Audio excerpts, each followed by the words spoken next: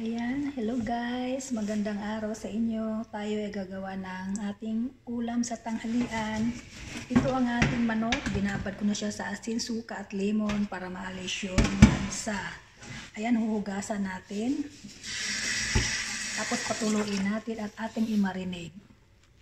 Ayan, hugasan na natin siya.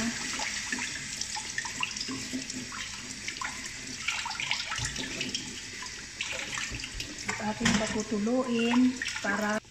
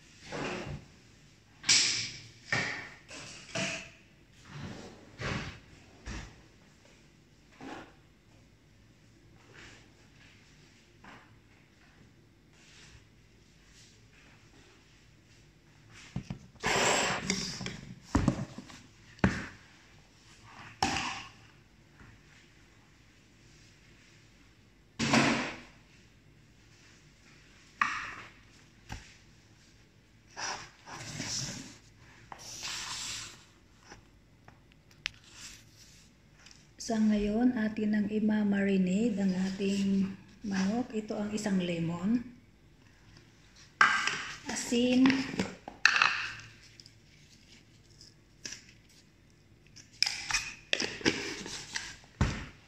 paminta powder, at turmeric powder.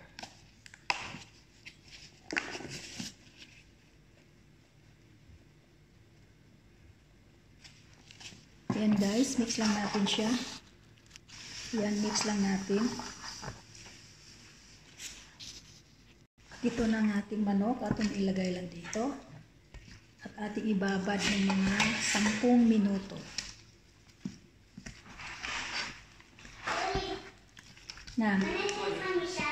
Madre, sufi minak, marab. Mungkin fok, hatim, jinile mama. Madre.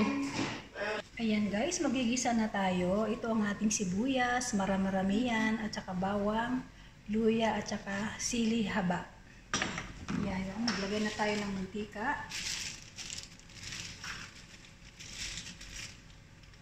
Yan, marami kasi marami mantika yan. Gisa na natin ang ating luya. Yan, pagsamahin na natin, luya at saka bawang. Hinod na natin ang ating sibuyas.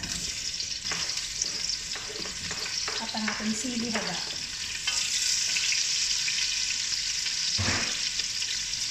Maglagay tayo ng buong paminta. At saka laurel. Yan, laurel.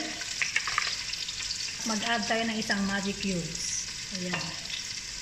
Yan, ilagay na natin ang ating manok. Wala kasi tayong malapad na ano. Wala kasi kaming kawali na maganda. Yan, ilagay natin yung sabaw.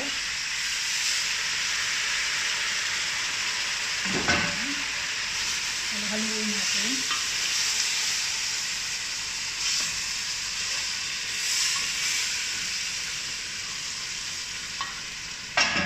Mag-add tayo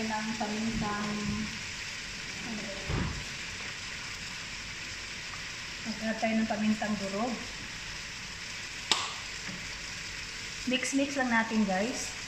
Takpan natin. Pagkatapos mga 5 minutes, baliktarin natin ang ating manok para yung kabila naman ang makukuluan ng sauce niya. Ayan, baliktarin natin siya para yung kabilang side naman ang ating para pantay ang manok ang lasa.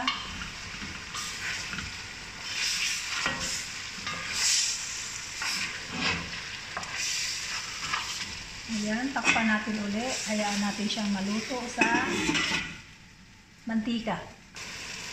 Ayan guys, pagkatapos na mga 20 minutes na nilagay natin ang manok, lalagyan natin siya ng laban. Kalahati lang ha, hindi nyo ilalagay lahat. Nasa inyo yun kung kung gusto niyo maraming laban. Ito kaunti lang, para lang pampaluto ng manok. Tuyo kasi ito siya. Ayan, kalahati. At halu-haluin lang natin uli. Kasi nadikit ang manok eh. Ayan, halu-haluin lang natin. Takpan natin. At hinaan natin ang apoy. Para maluto siya sa dandahan na apoy.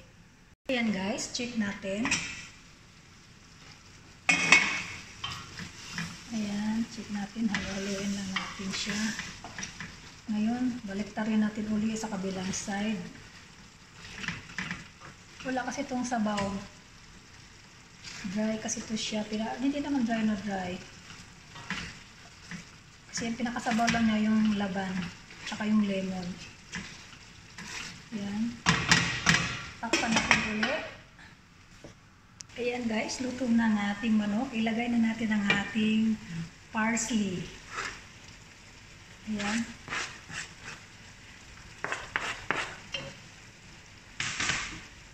Haluin lang natin.